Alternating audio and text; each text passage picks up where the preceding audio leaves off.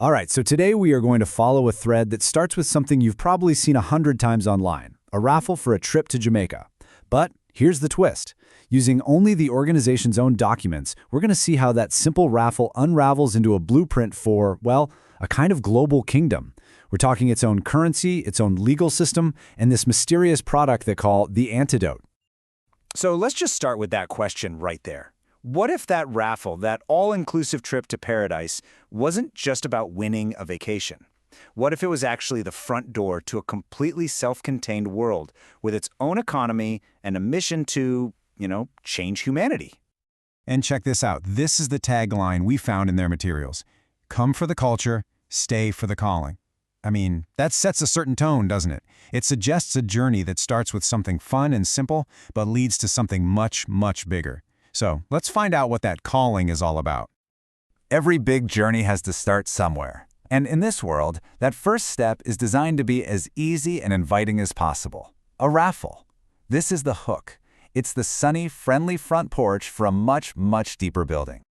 And you gotta admit, it is a very appealing hook. The prize is a $6,000 Jamaican getaway. We're talking 4 days, 3 nights, all-inclusive, private place to stay, excursions, the whole shebang. On the surface, it looks exactly like any other luxury vacation contest you'd see online. The process to enter seems pretty straightforward. You buy tickets on PayPal, your transaction ID is your number, you can subscribe on YouTube for a bonus entry. It's all pretty standard stuff. But then you get to that last step. The winner is chosen in a live drawing secured on a DAO ledger. And that is our first real clue that something else is going on here. For anyone who doesn't know, a DAO is a decentralized autonomous organization. It's a structure built on blockchain. It's a surprisingly sophisticated piece of tech for a simple vacation raffle, and it tells us there's a serious technological layer just under this tropical surface. So you've got this high-tech raffle for a trip to Jamaica. But why? What is this all for? What are you actually funding? Well, when you dig just one layer deeper into the documents, you find out this is framed as way more than a simple fundraiser. This is where we find the mission.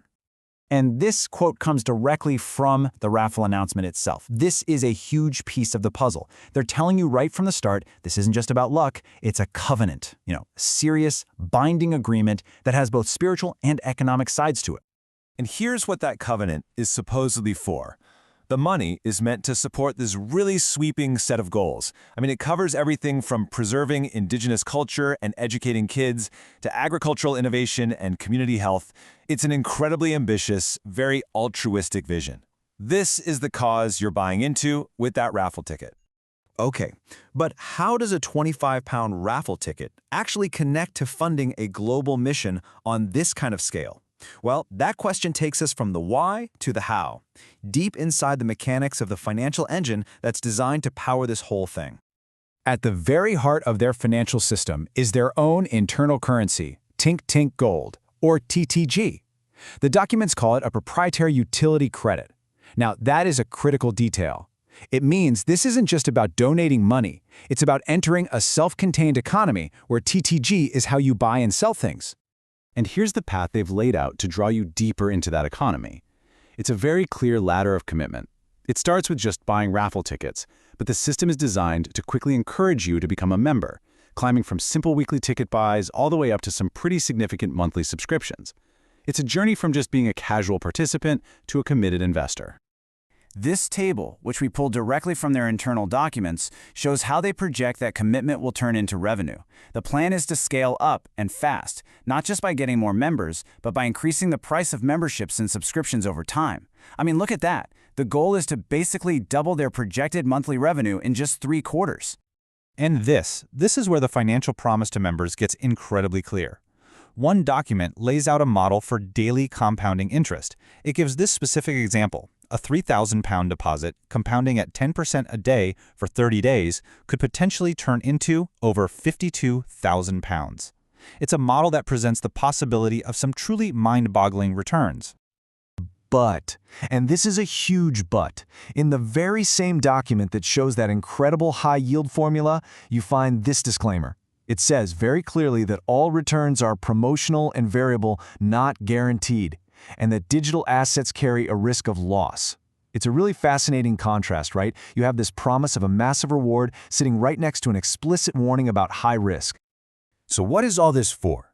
This complex financial machine that all starts with a simple raffle. What is it trying to build? Well, it's designed to fuel a much larger, much more ambitious global project. And in their documents, they call it the antidote. And when you look at how they're structured, you see it's not just one organization. The whole ecosystem is this complex web of at least 4 core parts. You have a religious ministry, a quantum educational research branch, a standard for-profit corporation, and even a manufacturing division. It's a structure that spans spirituality, business, and science. So the antidote isn't just one single thing. It's a whole philosophy and a product line. It includes an educational curriculum they call the 13th grade, spiritual guidance, a line of their own mushroom-based supplements, and a program for community empowerment. It's their holistic solution to what they see as society's biggest problems. Now, just when you think you're getting a handle on it, the blueprint gets even more unique. Among the things they've planned are retrofitted container vessels. But these aren't just for shipping stuff. The documents describe them as floating agro-solar parks, complete with tree farms and even onboard spas for cultural immersion experiences. And to help people navigate this incredibly complex world, the system is designed with a trio of AI mascot guides. You've got Dr. Tink Tink, who's a Highland cow for finance, Dr. Felder, a golden mushroom for research, and Dr. Corey, an axolotl phoenix for technology.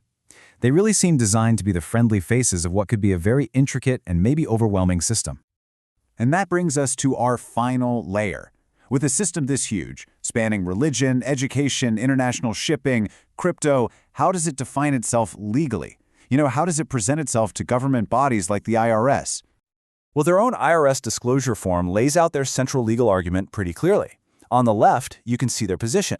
They claim their activities are personal, educational, and religious research, which would make them tax-exempt under Section 501c3. And on the right, you see the specific IRS rule they are challenging head-on, the economic substance doctrine, which is basically a tool the IRS uses to shut down transactions that seem to exist only to avoid paying taxes. And to support this position, their filings cite a really fascinating and diverse range of legal stuff. It goes way beyond just the tax code. They reference the Supremacy Clause of the Constitution, immunity acts that are related to public health, and even the Plain Writing and Paperwork Reduction Acts. It shows a really sophisticated and maybe unconventional legal strategy at play. So we end right back where we started, with a question. We've gone on this journey from a Jamaican vacation raffle, through a complex financial engine, and into this grand global vision for something called the antidote, all propped up by a really intricate legal framework. The documents, they lay out all the ingredients, the spiritual covenant, the financial mechanics, the global trust. But the final formula for the antidote, well, that remains a pretty fascinating puzzle.